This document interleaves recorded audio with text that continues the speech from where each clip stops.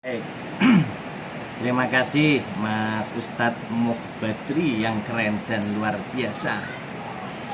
Suara saya terdengar nggih Mas Badri nggih? Baik. Yang kami hormati dan kita hormati bersama Bapak Rektor Unisma serta jajarannya, yang kita hormati bersama Bapak Dekan FKIP Unisma, Bapak Haji Hasan Busri Unisma yang keren dan luar biasa. Ini ayahanda, teladan, motivator dan inspirator saya yang top markotop ini. Beserta jajarannya Bapak Kaprodi, Mas Badri dan kawan-kawan, seluruh panitia yang hebat dan luar biasa, teman-temanku yang hebat dari semua elemen di seluruh Indonesia, keluarga besar adopsi Jawa Timur, keluarga adopsi di seluruh Jawa Tengah. Hadir juga Ibu Ketua Umum Asosiasi Jurnal Indonesia, Mbak Dr. Indri, dan juga semua jajaran yang hadir pada hari ini. Alhamdulillahirrabbilalamin wa syukurillah. Semoga Allah senantiasa melimpahkan rahmat, hidayah, inayah kepada kita semua, sehingga 2 hari ini kita bisa bersilaturahim di Unisma yang keren dan luar biasa, kampus yang kemarin sampaikan Bapak Dekan, Bapak Rektor yang betul-betul hadir untuk Indonesia, hadir untuk memberi solusi dan selalu menginspirasi masyarakat Indonesia. Bapak dan Ibu yang kami hormati, izinkan saya untuk berbagi cerita. Dan sebelum itu saya mengucapkan selamat ulang tahun untuk Unisma, selamat dan sukses untuk keluarga besar Unisma, dan juga selamat dan sukses untuk jejaring Unisma yang terus mengembangkan sayap, terbang tinggi ke angkasa seperti elang, sehingga mampu menatap dunia dari langit dan akhirnya bisa memilih dan memilah akan diapakan dan dibawa kemana Unisma ke depan. Bapak dan Ibu yang kami hormati, berbicara masalah bahasa tentu tidak bisa lepas dari upaya kita untuk senantiasa mengedepankan dan juga memberikan kontribusi yang luar biasa dalam berbagai sudut pandang yang tentu saja akan menjadi salah satu pilar pengembang sebagai sosok-sosok generasi NKRI. Bapak dan Ibu yang hadir pada hari ini, saya kira kita bersepakat bersama ketika bahasa Indonesia menjadi milik kita, bahasa Indonesia menjadi bahasa persatuan kita, dan itu menjadi salah satu pilar yang tentu saja tidak bisa lepas dari ingatan kita sejak kita sekolah di TK, SD, SMP, SMA, dan bahkan perguruan tinggi dan sampai sekarang. Bapak dan Ibu yang kami hormati, saya ingin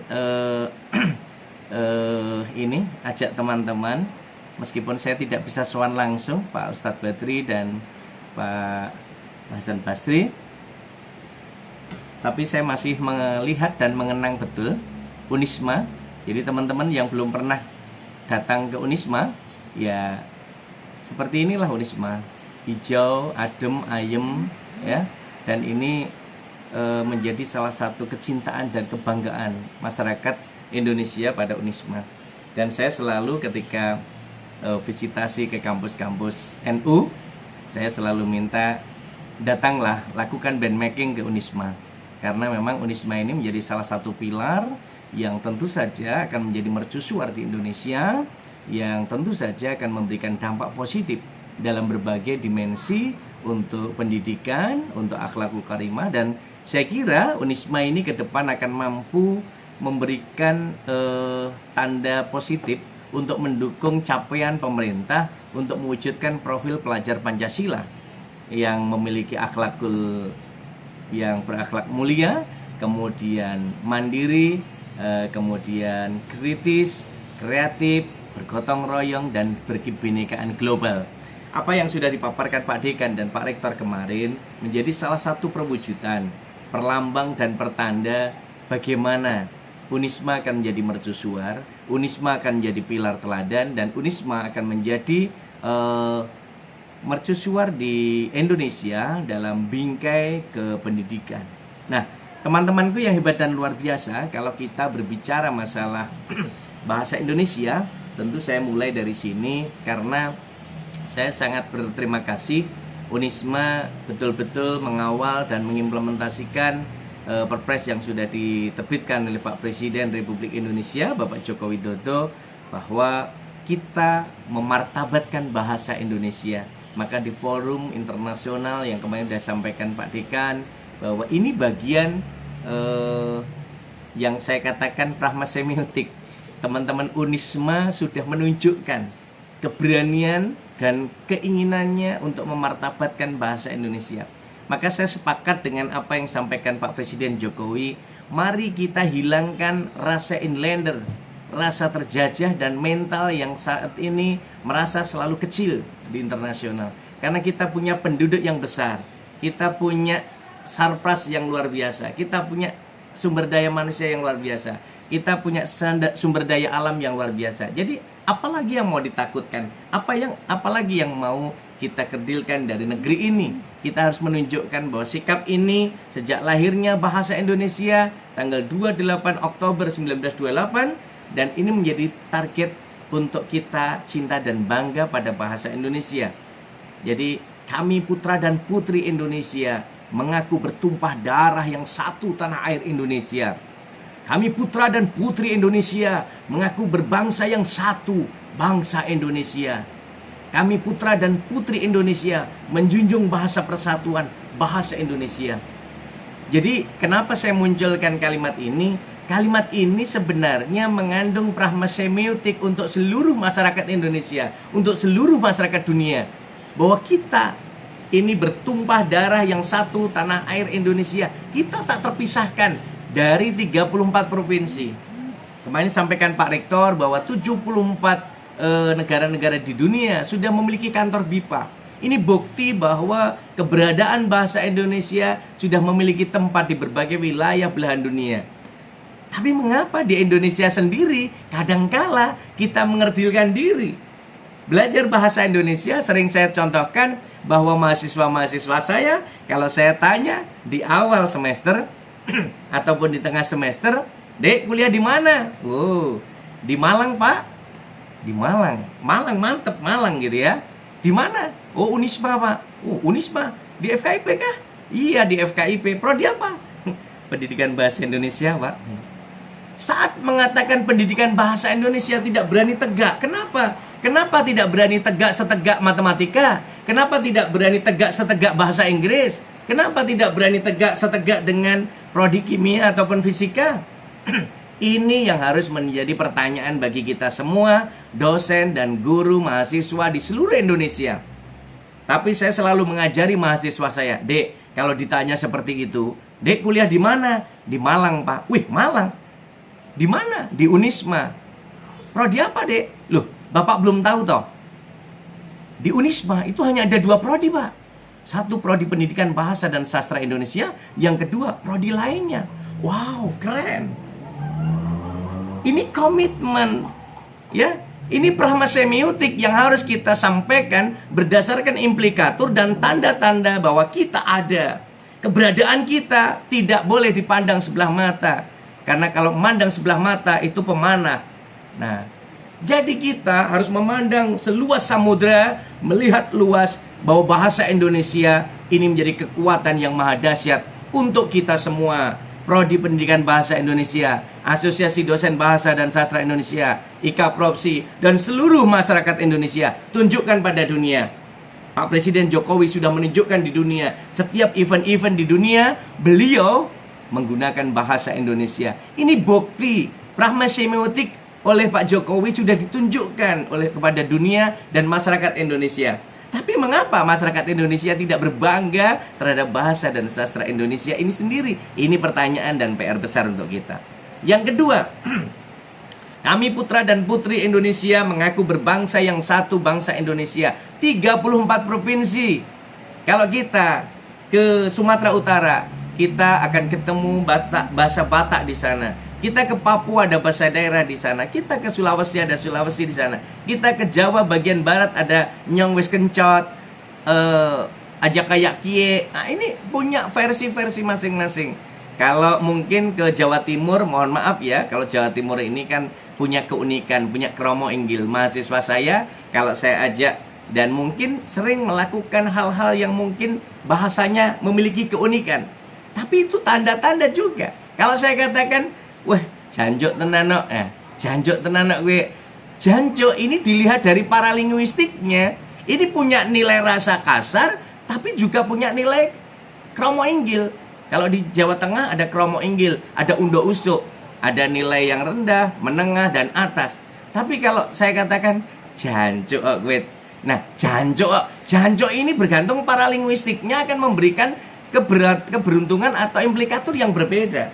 Kalau saya katakan pada teman saya yang sudah sangat dekat, ya, mungkin saya katakan Mbak Diah, ya nggak berani saya mengatakan pada Mbak Diah, jancuk, ngono ramani Mbak. Jancuk Pak Romadi ratakan Surabaya dino iki, ngono. Mungkin Mbak Diah berani mengatakan itu pada Pak Romadi, tapi Pak Romadi nggak berani. Apalagi sama Ustadz Badri, apalagi sama Ustadz Hasan. Gak mungkin itu. Karena apa? Ada nilai rasa yang gak mungkin saya berikan pada teman-teman itu. Nah, disinilah nilai rasa ini antara implikator yang ingin kita sampaikan ini akan bisa kita wujudkan dalam bentuk teks, konteks, dan konteks. Gak bisa kita lepaskan sendirian. Gak bisa kita lepaskan dari teks, konteks, dan konteks. Karena keberagaman dalam berbahasa tentu akan memberikan warna yang berbeda. Tapi kalau saya mengucapkan dengan teman saya, dengan nada, mohon maaf, mimik performance saya mengatakan pada misalnya Mas Anton misalnya, Ton, jancuk Ton gue, ditunggu ndak datang-datang. Ini implikatornya berbeda dengan jancuk Ton, kamu lo Ton, meh tak bayari, tak traktir, malah kowe sing bayari Ton. Ini beda lagi. Jancuk paralinguistik yang saya sampaikan dengan jancuk yang mungkin performance saya dengan emosional beda. Jadi pragma semiotik akan sangat ditunjukkan pada teks, konteks, dan konteks. Itu ketika teman-teman mengucapkan dalam bentuk WA, dengan diucapkan langsung, dengan mungkin dibuat flyer juga berbeda. Jadi disinilah bagaimana kita bisa menempatkan diri pemakaian bahasa dengan tanda, dengan implikator berbasis, kalau kita lihat strukturalnya ada diadik, bentuk, dan fungsi. Tapi kalau kita lihat dari fungsionalnya, kita ada triadik, bentuk, fungsi, dan konteks. Jadi di sini peran kita. Maka yang ketiga ini, kami putra dan putri Indonesia menjunjung bahasa persatuan, bahasa Indonesia. Jadi yang menyatukan kita adalah bahasa Indonesia. Ini merupakan kancah politik dunia yang kita tunjukkan dengan Sumpah Pemuda. Betapa keren dan luar biasa. Kita tepuk tangan dulu untuk para pemuda-pemuda yang mendahului kita. Kalau sekarang, saya nggak yakin kita berani seperti ini ya. Dulu berani. Wong sekarang suruh mengatakan bahasa Indonesia, aku cinta bahasa Indonesia. Itu aja kadang lupa. Nah ini kerennya pemuda-pemuda zaman dulu. Betul-betul luar biasa. Top Marco, top Jos Gandos. Terima kasih para pemuda senior-senior kami yang luar biasa. Oke, Bapak Ibu yang kami hormati. Ini yang saya selalu gaungkan di seluruh Indonesia. Meskipun kami nggak seberani pemuda-pemuda Sumpah Pemuda dulu, tapi saya selalu gaungkan kepada seluruh masyarakat Indonesia, pada para pendidik, peserta didik, guru, dosen, keluarga besar adopsi. Aku cinta bahasa Indonesia, aku bangga bahasa Indonesia. Bahasa Indonesia luar biasa. Dan ini sudah dibuktikan PBSI, Unisma Malang yang keren dan luar biasa. Tepuk tangan untuk Unisma. Top Marco top, luar biasa. Ini Unisma betul-betul keren. Unisma betul-betul berani menunjukkan kecintaan dan kebanggaannya untuk memertabatkan bahasa Indonesia di kancah dunia. Ini menjadi dimensi-dimensi yang harus menjadi keteladanan. Ini simbol, ini semiotik, ini memiliki implikator dan tujuan bahwa ayo, wahai keluarga besar Indonesia, keluarga besar Prodi Pendidikan Bahasa Indonesia, ketika mengadakan event-event internasional, ya beginilah memartabatkan bahasa dan sastra Indonesia. Boleh ketika nanti publikasinya, karena harus bersinergi dengan internasional, bahasanya kita tulis dengan bahasa Inggris. Bisa abstraknya, bisa juga bahasa Indonesia. Dan Mbak Indri dan kawan-kawan juga sudah memulai untuk jurnal-jurnal yang kaliber internasional tapi berbahasa Indonesia. Ini menunjukkan bagaimana peluang kita untuk memartabatkan bahasa Indonesia dilihat dari fungsinya.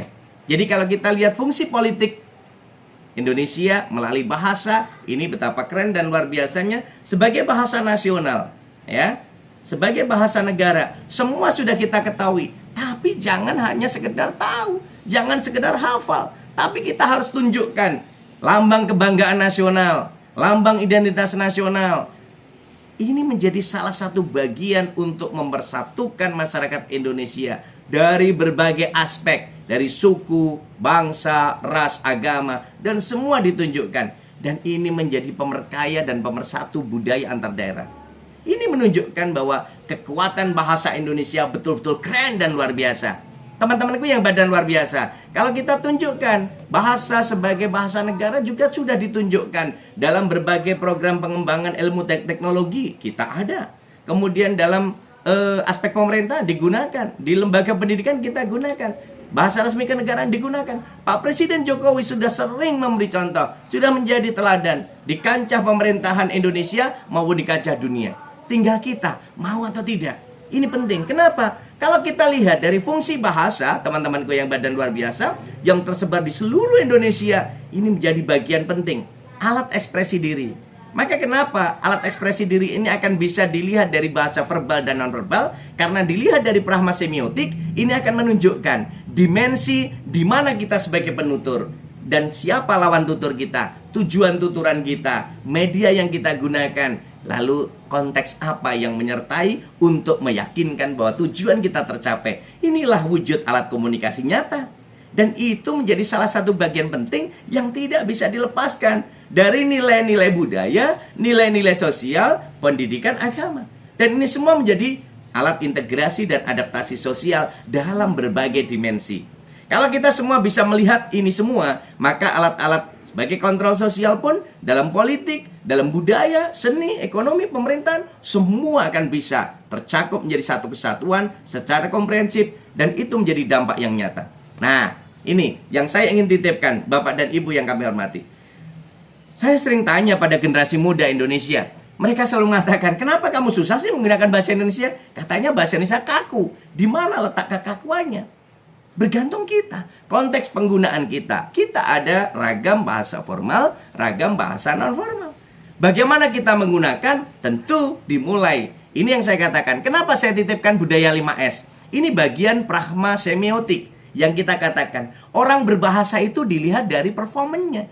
Jadilah orang yang pertama menyapa lebih dahulu ketika bertemu dengan orang lain. Teman-temanku yang ibadah luar biasa, senyum. Nah, coba, saya ketemu Mas Badri, saya ketemu Mbak Dia, saya ketemu Mas Hasan. Ini akan selalu dengan smile, senyum, senyum, senyum. Keren kan? Lalu salam, assalamualaikum Mas Hasan. Keren kan? Menyenangkan, wajahnya selalu menyenangkan. Mosok menyapa orang dengan wajahnya yang jegadul gitu, atau misalnya nggak menyenangkan hati orang lain. Jadi senyum, senyum, salam, assalamualaikum Ustaz, sehat Ustaz. Nah, lalu siapa? Gimana kabarnya Ustaz? Sehat selalu? Alhamdulillah. Lalu dengan sopan, terus bundi Bopo sehat selalu. Nah, kita tetap santun, mohon maaf apabila ada kekurangan yang mungkin saya sampaikan.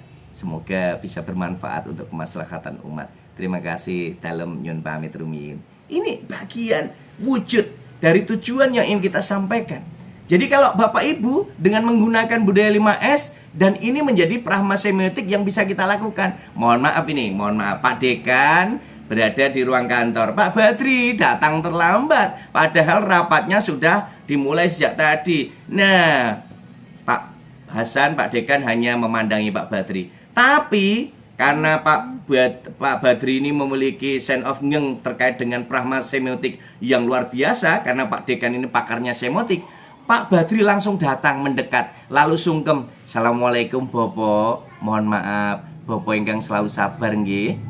Ini luar biasa. Akhirnya nggak jadi marah. Karena apa? Pak Badri sowan dengan sungkem, Bopo ingkang sabar nggih. Itu mosok ya Pak Hasan akan marah? Nggak mungkin. Ini bagian pragma semiotik yang ditunjukkan dalam konteks percaturan pendidikan. Dan lalu di tingkat politik kita bisa lihat di sosial media kita sangat lekat dengan pemakaian bahasa Indonesia yang begitu kerap memiliki pembeda dan lisan maupun verbal maupun nonverbal. Ini ditunjukkan dalam dimensi yang beragam. Maka saya katakan dari kajian pragma semiotik dalam komunikasi politik di Indonesia, ini ternyata memiliki keberagaman topik, keberagaman tema, dan semua topik-topik politik yang mengkaitkan dengan isu-isu besar itu selalu menjadi trending topik di dalamnya. Kalau teman-teman bisa lihat posisi kejadian di bandara kemarin antara Mbak Mbak yang berseteru dengan ibundanya Bapak Ketua Anggota DPR. Nah, ini kalau itu yang terjadi saya dan Mas Badri, nggak akan menjadi heboh seperti itu. Tapi karena ini menjadi komunikasi politik dalam konteks nasional dan pelakunya adalah pelaku politik, ya menjadi seperti itu. Ini menjadi bagian dari pengembangan percaturan politik dunia dan percaturan politik Indonesia. Kalau ini terjadi, saya dengan Mas Badri rame di bandara, apain sih ribut-ribut di sini? Dah sana selesai gitu. Ini menunjukkan bahwa konteks percaturan politik ini dilihat dari pragma semiotik memiliki tanda-tanda dan ini menjadi viral. Nah, ini luar biasa kalau kita lihat percaturan diskusi-diskusi. Kalau saya lihat, saya mengamati di berbagai media sosial, di grup-grup itu yang terjadi kadang luar biasa. Tapi selesai. Tidak akan menjadi hal-hal. Karena apa? Dimensi triadik dan diadik ini menjadi salah satu dimensi yang muncul dalam dimensi ini. Nah, oleh karena itu teman-teman Game Bandar luar biasa, saya berharap di era teknologi ini, pemakaian bahasa di sosial media ini, saya berharap keluarga besar adopsi, keluarga besar PBSI ini menjadi contoh, menjadi teladan. Jadi oke lah yang ada seperti itu, Bapak Ibu. Pak, itu terjadinya seperti itu. Iya, tapi kita harus menjadi contoh. Kita tidak boleh jadi seperti itu juga. Kalau kita ikut serta keluarga besar adopsi dan keluarga besar PBSI menjadi seperti itu juga, apa bedanya kita dengan yang lain? Nah, ini yang harus kita tunjukkan pada mereka bahwa kita punya pembeda. Nah, pembeda ini menjadi salah satu perwujudan pragma semiotik yang kita tunjukkan, bagaimana kita bisa menunjukkan implikaturnya, kesantunannya, kemudian tanda-tanda verbal dan non-verbal yang kita tunjukkan, sehingga paralinguistik ini akan menjadi salah satu pilar yang tentu akan bisa kita lihat bagaimana intonasi dalam kita berbicara, bagaimana keselarasan kita menjaga. Nah, ini menjadi salah satu pilar yang tak terpisahkan. Nah, Bapak Ibu yang hebat dan luar biasa, kenapa saya katakan pragma semiotik dalam wacana komunikasi politik di Indonesia ini menjadi penting? Karena saya ingin katakan bahwa ada pilar yang 3 hal yang tentu menjadi salah satu kajian yang bisa kita kembangkan untuk adik-adik yang S1, S2, S3. Saya ingin bahwa kajian-kajian integrasi, kajian-kajian interdisipliner ini akan terus mengembangkan sayap kita. Saya saat ini juga sedang melakukan kajian pragma pedagogi dalam pembelajaran. Kemarin saya buat kuesioner dan dalam 2 hari yang ngisi 3.000 lebih. Ini ternyata guru-guru kita juga belum pede dalam menyatakan untuk menjadi teladan berbahasa bagi siswanya dalam pembelajaran. Jadi ketika saya minta rentang 1 sampai 10, apakah Ibu sudah siap menjadi model dalam berbahasa bagi anak didik Bapak Ibu di kelas maupun luar kelas? Harusnya kan jawabnya di angka 10 atau minimal 8 lah. Tapi rata-rata jawabnya 1, 2, 1, 2. Ini menunjukkan bahwa mereka juga belum percaya diri untuk menjadi keteladanan berbahasa dalam simbol-simbol pembelajaran. Nah, kemudian saya juga kembangkan pragma semiotik. Saya kembangkan psikopragmatik. Nah, ini saya ingin melihat dalam beberapa dimensi yang tentu nanti akan sangat bersinggungan.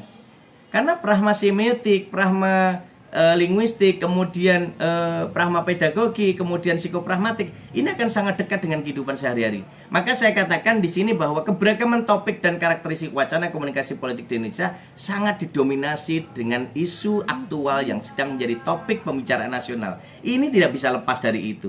Ya. Kemudian yang kedua, aneka implikatur persuasif. Nah, implikatur persuasif yang menarik ini akan senantiasa ditonjolkan, ya, dalam komunikasi politik. Dan ini menjadi salah satu bagian yang terikat pada teks, dan konteks. Ini yang menjadi kuat. Dan yang ketiga, fungsi wacana komunikasi politik di Indonesia memiliki daya ilokusi dan perlokusi. Jadi betul-betul punya maksud yang terselubung dan berdampak. Nah, ini kata kuncinya, berdampak. Dampaknya apa? Rata-rata ya tentu untuk ini agar ekstabilitasnya bisa naik. Dan ini menjadi salah satu pilar. Tentu tidak bisa kekuatan-kekuatan itu terpisahkan. Oleh karena itu, saya ingin ketika kita lihat dalam sudut pandang pragma semiotik, kita melihat apa yang dikatakan oleh senior kita Pak Sosur dan juga Pierce. Ini menjadi salah satu bagian penting bagaimana kita bisa mengintegrasikan komunikasi-komunikasi ini berbasis konteks yang tentu saja akan kita pahami dalam berbagai dimensi.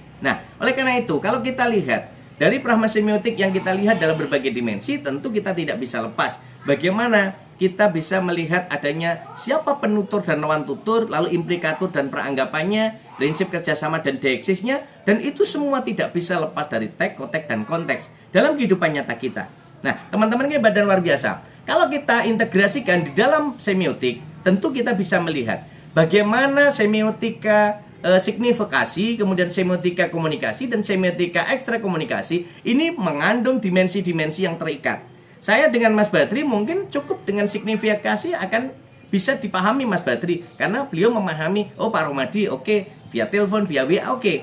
Tapi ketika mungkin Mas Badri berkomunikasi dengan rektor UNS, dia membutuhkan semiotik ekstra komunikasi. Karena apa? Butuh penguatan tambahan yang harus dilakukan untuk bisa menunjukkan, meyakinkan, menyampaikan implikator persuasif tadi betul-betul berdampak. Nah, ini tentu akan menjadi salah satu pilar. Kita lihat contoh misalnya,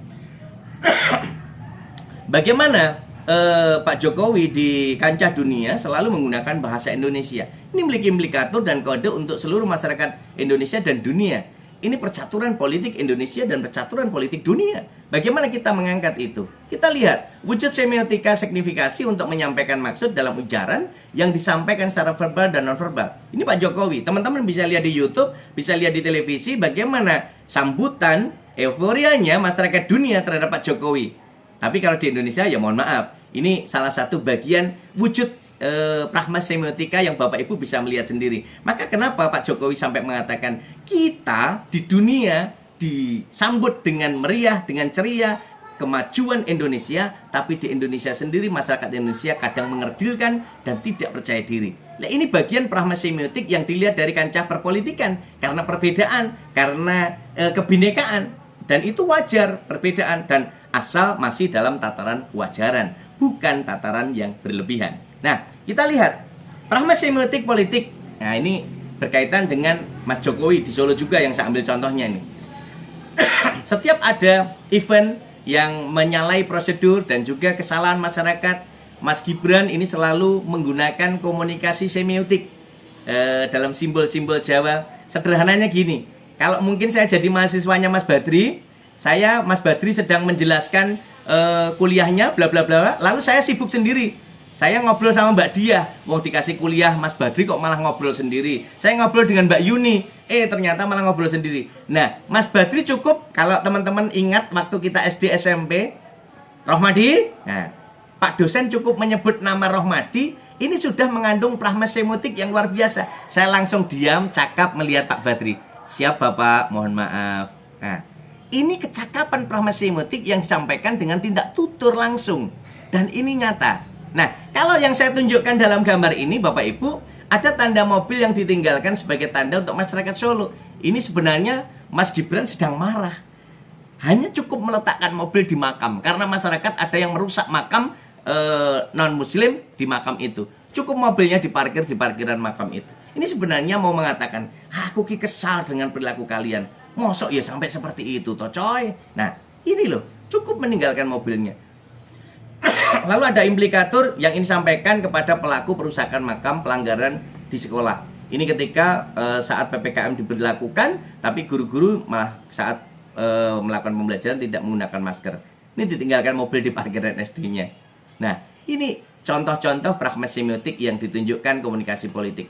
Dan di era industri 4.0 dan sosial 5.0 ini menunjukkan bahwa perubahan-perubahan ini menjadi salah satu dimensi. Apalagi sekarang sudah diikuti dengan big data dan juga literasi digital. Dan ini menjadi pemicu cepatnya ide-ide gagasan yang terintegrasi dalam bentuk flyer, dalam bentuk meme, dalam bentuk apapun. Seperti yang ketika viral kemarin tentang